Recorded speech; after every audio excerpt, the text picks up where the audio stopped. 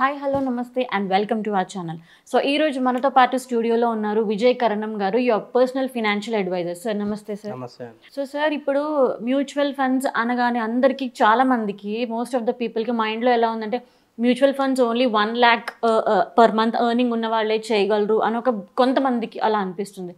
So 30,000, 40,000, 50,000, 20,000 ఇంత small salaries తీసుకునే వాళ్ళకు కూడా మీ మ్యూచువల్ ఫండ్స్లో ఎలాంటి బెనిఫిట్స్ ఉంటాయి for a complete family? Sure అండి.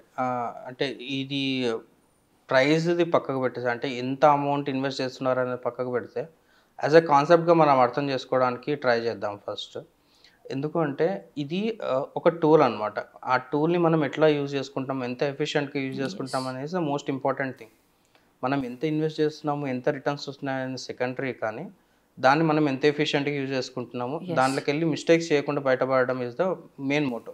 మనం వీడియోస్ తీసుకొని ఈ వీడియోస్ తీసి అవేర్నెస్ పెంచడానికి కూడా మెయిన్ రీజన్ అదే. చాలామంది మ్యూచువల్ ఫండ్స్లో కూడా లాసెస్ బుక్ చేసుకుంటున్నాం. సో లాసెస్ బుక్ చేసుకోకుండా ఉండడానికి రీజన్ ఏంటి అంటే మంచి అడ్వైజరీ ఉండాలి, వాళ్ళకి మంచి అవేర్నెస్ ఉండాలి. ఏ ఫండ్స్లో ఇన్వెస్ట్ చేయాలి, ఏ ఫండ్స్లో ఇన్వెస్ట్ చేయదు అనేది క్లియర్గా తెలిసి ఉండాలి.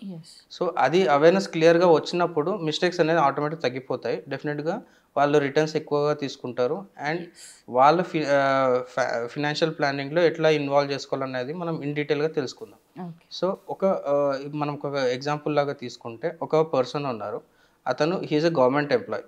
So his age is around 35 years. And అతనికి ఒక 3 పిల్లలు ఉన్నారు, 2 పాపలు, ఒక బాబు ఉన్నారు.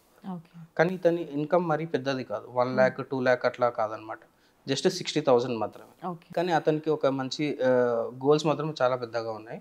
కానీ అది over the period of time, అంటే 2 పాపల పెళ్ళి అయినా సరే, బాబు ఎడ్యుకేషన్ అయినా సరే, నెక్స్ట్ 10 years 15 years చాలా ఖర్చులు ఎక్కువ ఉంటాయి, ఇన్ఫ్లేషన్ ఎక్కువ ఉంటుంది. కాబట్టి అతను ఇప్పుడే ఎర్లీగా ముందు ప్లాన్ చేసుకుందాం అనేసి మనల్ని అడిగారనమాట. ఒక మంచి ప్లాన్ చేసి ఇవ్వండి సార్, నేను ఎంత ఇన్వెస్ట్ చేయాలి, వీళ్ళ ఎడ్యుకేషన్స్ కానీ వీళ్ళ మ్యారేజ్కి రిలేటెడ్ కానీ ఎక్స్పెన్సెస్ని రీచ్ కావాలి అంటే మనం ఎంత ఇన్వెస్ట్ చేయాలి అనేసి వాళ్ళు అడిగారు. సో నేను బ్యాక్ క్యాలిక్యులేషన్ చేసుకొని చూసుకుంటే, ఒక్కొక్క కిడ్కి ఎంతెంత ఎస్ఐపి చేసుకోవాలనేది మనం బ్రేక్ డౌన్ చేసుకుంటే it's not more than 30,000. So దీంట్లో మనం ఏమేమి కన్సిడర్ చేస్తామంటే, 2 పాపలది మ్యారేజ్కి రిలేటెడ్ కానీ, వాళ్ళ లైఫ్ టైం కార్పస్ కానీ, అంటే వీళ్ళు యాజ్ అ పేరెంట్గా వాళ్ళకి అమౌంట్ ఇవ్వడం కానీ, అది ఒకటి.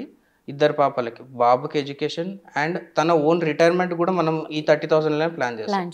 చాలామంది 1 lakh 2 lakh ఎస్ఐపిస్ అనుకుంటున్నాం, కానీ 30,000 కూడా మనం మంచిగా ఆప్టిమైజ్ చేసుకుంటే we are able to get back more returns.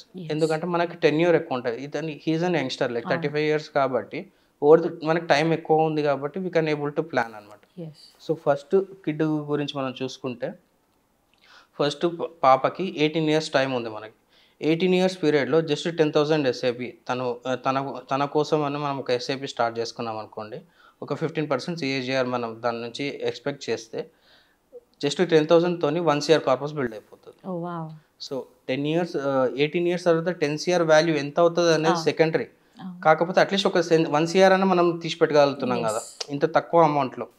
ఈ 10,000తో మనం వేరే ఏం చేయలేము, అంటే చిన్న ప్లాట్స్ కొనలేము, ఏం చేయలేము దానికి. కాకపోతే ఈ ఎస్ఐపీస్ చేసుకుంటే అట్లీస్ట్ ఒక 1 CR అన్న మిగులుతుంది. ఫస్ట్ కిడ్ది ఇట్లా 1 CR అచీవ్ చేయగలుగుతాము. At the same time second కిడ్కి కూడా మనకి 20 years పీరియడ్ ఉంది. 20 yearsలో మనకి 10,000 అవసరం లేదు. ఎందుకు అంటే ఒక 2 years పెరిగింది కాబట్టి ఎస్ఐపి అమౌంట్ తగ్గిపోతుంది. జస్ట్ 8,000 ఎస్ఐపి చేసుకుంటే మళ్ళీ 1 CR కార్పస్ బిల్డ్ అయిపోతుంది. సో 2 కిడ్స్కి రిలేటెడ్ రిక్వైర్మెంట్ అనేది రీచ్ అయిపోయింది. అండ్ నెక్స్ట్ వచ్చేసి బాబుకి ఒక 24 years వచ్చినప్పుడు ఒక 1 CR కావాలి అనుకుంటే, 24 years అంటే ఇప్పుడు ఆ బాబుకి జస్ట్ 2 years మాత్రమే. 22 yearsలో జస్ట్ ఒక 6,000 రూపీస్ మాత్రం అతను ఎస్ఐపి చేయగలితే, అంటే బాబుకి రిలేటెడ్ ఇన్వెస్ట్మెంట్ కోసం చేయగలితే మళ్ళీ ఒక 1 CR మళ్ళీ అతను కార్పస్ బిల్డ్ చేసుకోగలుగుతాడు. ఇదంతా ఓకే, కానీ హైలైట్ ఏంటి అంటే లాస్ట్లో 35 years ఉన్న ఇతనికి 25 years తర్వాత 60 years అవుతాయి కదా. 60 yearsలో అతనికి ఒక 1 CR కార్పస్ కావాలనుకుంటే జస్ట్ 3,600 రూపీస్ మాత్రం ఎస్ఐపి చేసుకుంటే 1 CR కార్పస్ బిల్డ్ అయిపోతుంది. చూస్తున్నారు కదా, డ్యూరేషన్ పెరిగే కొద్దీ అమౌంట్ అనేది అంత తగ్గిపోతుంటుంది. సో మనకి కార్పస్ కూడా ఎక్కువ కావాలనుకుంటే జస్ట్ ఒక 500,000 రూపీస్ డిఫరెన్స్ చేసుకుంటే అక్కడ మనకి ల్యాక్స్లలో డిఫరెన్స్ వస్తుంది అన్నమాట. సో మన ఫినాన్షియల్ ప్లానింగ్లో ఎలా ఉండాలి అంటే, డ్యూరేషన్ ఎక్కువ పెట్టుకున్నా సరే అమౌంట్ తక్కువ ఉన్నా ఓకే, కానీ స్టార్ట్ చేయడం is the most important thing. Yes. That's the first thing. Second thing, మీకు నెక్స్ట్ మీకు డ్యూరేషన్ తగ్గిపోయినప్పుడు మీరు అమౌంట్ ఎంత పెంచినా కూడా కాంపౌండింగ్ అంత తొందరగా అవ్వదు. కాంపౌండింగ్ ప్రిన్సిపల్లో most important thing is time. అవును. మనం టైం అన్న ఇవ్వగలగాలి, మనీ అన్న ఇవ్వగలగాలి. ఎస్. మనీ ఒక పాయింట్ ఆఫ్ వ్యూలో మనీ ఎక్కువ చేసినా కూడా టైంని కాంపన్సేట్ చేయలేదు. ఎస్. సో అందుకే మనం టైం ఎక్కువ ఇవ్వగలిగాం అనుకోండి, డెఫినెట్గా మోర్ రిటర్న్స్ వస్తాయి అన్నమాట. అవును. సో ఇక్కడ మనము ఒక 30,000 రూపీస్లోనే ఇద్దరు పాపాలకి రిలేటెడ్ కార్పస్, ఒక బాబుకి రిలేటెడ్ కార్పస్, తన ఓన్ రిటైర్మెంట్. సో ఒక 35,000 ఎస్ఐపితోని మనం కంప్లీట్గా 4 గోల్స్ని అచీవ్ చేయగలుగుతున్నాం. సో ఈ ప్రాసెస్లో ఏ ఫండ్స్ సెలెక్ట్ చేసుకోవాలి ఏది అనేది దట్స్ సెకండరీ థింగ్. కానీ ఫస్ట్ మనకు ఒక ప్లానింగ్ అనేది ఉండాలి. ఈ ప్లానింగ్తోని మనం మ్యూచువల్ ఫండ్ ఏ ఫండ్స్ యూజ్ చేసుకోవాలి, 5 ఇయర్స్కి ఏ ఫండ్స్ యూజ్ చేసుకోవాలి, 10 ఇయర్స్కి ఏ ఫండ్స్ యూజ్ చేసుకోవాలి, రీబ్యాలెన్సింగ్ ఎట్లా చేసుకోవాలి, రిస్క్ ఫండ్స్ తీసుకోవాలా వద్దా, లేకపోతే ఆల్రెడీ కార్పస్ ఉంటే దాన్ని లంసంగా చేయాలా, ఎస్టీపీ మోడ్లో చేయాలా, ఇది అనేది మనం డీటెయిల్గా డిస్కస్ చేసి ఇండివిజువల్గా మనం ఇంకా బెటర్గా సజెషన్ చేయగలుగుతాం. సో సార్, ఇప్పుడు ఆ 30 years అతను మ్యూచువల్ ఫండ్ స్టార్ట్ చేశారు. స్టార్ట్ చేసిన తర్వాత మధ్యలో కొన్ని ఫినాన్షియల్ డిస్టర్బెన్సెస్ వచ్చి మధ్యలో ఒకవేళ అతను బ్రేక్ అయిపోయిన తర్వాత can he again restart it again? మళ్ళీ రీస్టార్ట్ చేయొచ్చా? అయితే ఎనీ రూల్స్ అండ్ రెగ్యులేషన్స్ ఉంటాయా? డెఫినెట్గా అండి. చాలా మందికి తెలుసో తెలియదో ఎస్ఐపిలో మనకి పాజ్ ఆప్షన్ ఉంటుంది, రెజ్యూమ్ ఆప్షన్ ఉంటుంది, స్టాప్ ఆప్షన్ ఉంటుంది. So if we want next 6 months నేను చేయలేను అని మనకు ముందే ఇన్ఫర్మేషన్ ఉంటే ఎస్ఐపిని పాజ్ చేసుకోవచ్చు. 6 months తర్వాత మళ్ళీ స్టార్ట్ చేసేసుకోవచ్చు. That's the first thing. Second thing, లేదు కంప్లీట్గా స్టాప్ చేసుకోవాలి, క్యాన్సిల్ చేసేసుకోవచ్చు. సో ఎప్పుడైతే మనము ఇంత లాంగ్ డ్యూరేషన్లో 10 years 15 years డ్యూరేషన్లో ఒక 1-2 years డెఫినెట్గా ఫినాన్షియల్ ట్రబుల్స్ అందరికీ ఉంటాయి, ప్రతి మిడిల్ క్లాస్ ఫ్యామిలీలో ఉంటాయి. అప్పుడు మనం ఏం చేయాలంటే 1-2 years మనం బ్రేక్ తీసుకొని తర్వాత మళ్ళీ స్టార్ట్ చేసుకోవాలి. కాకపోతే ఒక మేజర్ డ్రాబ్యాక్ ఏంటి అంటే అప్పుడు సేమ్ ఎస్ఐపి కాదు, ఒక 500,000 రూపీస్ ఎక్కువ పెంచాల్సి ఉంటుంది. ఎందుకంటే మనకి ఈ డ్యూరేషన్లో 1 year లాస్ అవుతాం కదా, దాన్ని కాంపెన్సేట్ చేయడానికి కొంచెం ఎస్ఐపి అమౌంట్స్ పెంచాల్సి ఉంటుంది. కాకపోతే వన్స్ మనకు హ్యాబిట్ బిల్డ్ అయిపోయింది అనుకోండి, డెఫినెట్గా every one can continue the long process అన్నమాట.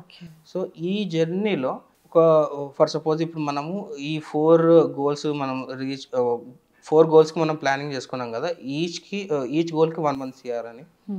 ఒకవేళ ప్రతి గోల్ ఒక 50 lakhs వరకు అక్యుములేట్ చేసుకున్నారు. అక్యుములేట్ చేసుకుని అక్కడ నుంచి విత్డ్రాల్ చేసుకోవాలనుకుంటే పార్షల్ విత్డ్రాల్స్ కూడా చేసుకోవచ్చు మనం. ఇప్పుడు సపోజ్ ఏదైనా ఒక ఎమర్జెన్సీలో ఒక 10 lakhs కావాలి, ఆ 10 lakhs విత్డ్రాల్ చేసుకోవచ్చు. లేదు 25 lakhs కావాలి, 25 విత్డ్రాల్ చేసుకోవచ్చు. లేదు దాని మీద లోన్ కూడా తీసుకోవచ్చు. ఒక 50 lakh కార్పస్ బిల్డ్ అయిన దాని మీద జస్ట్ నాకు ఒక 6 months డ్యూరేషన్ కోసమే మనకి అమౌంట్ రిక్వైర్మెంట్ ఉంది. 6 months తర్వాత మళ్ళీ నేను పే బ్యాక్ చేయగలుగుతాను అనుకుంటే దాని మీద లోన్ కూడా తీసుకోవచ్చు అనమాట. So these are many futures, అంటే మనకి చాలా ఆపర్చునిటీస్ ఎస్ఐపిస్లో ఉన్నాయి.